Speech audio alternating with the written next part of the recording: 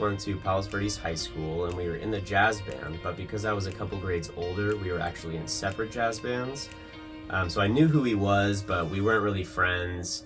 And it wasn't until I got back from traveling abroad in Colombia in around 2018 where I posted on Facebook just asking if there was anyone in the area who wanted to jam, and he responded to the Facebook post and he came over and we jammed, and we've been making music every week together ever since.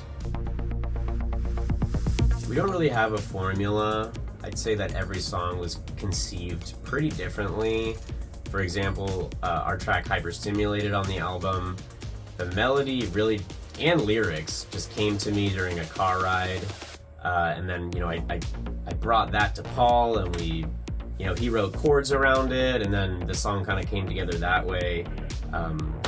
It's always different. It's always a different process for us. I think a lot of it's just experimenting and knowing when something's working, when it's not, and then just more and more experimentation until you agree on something that you both like. Typically about once a month, and we've been recently developing our DJ set so that we could do the kind of live band with drums, synths, guitars, but also if you need just kind of a club set and a DJ, it's nice to just have the flexibility of being able to play with bands and everything, but also being able to hop on a bill with just DJs in a club. And I think it makes us a lot more versatile.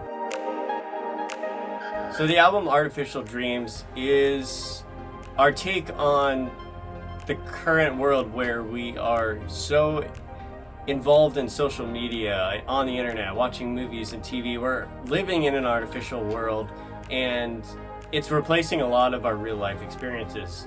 And the pandemic really took us even a step further in this, where everyone is Zoom calling each other, but no one's going out and seeing other people in person. And it's just a take on how it's that we can't lose that human-to-human connection. We can't just completely live in an artificial world, and that it may seem appealing at first, and there may be a lot of fun thrills, and but then in the end, it's not as rewarding as a real life thing.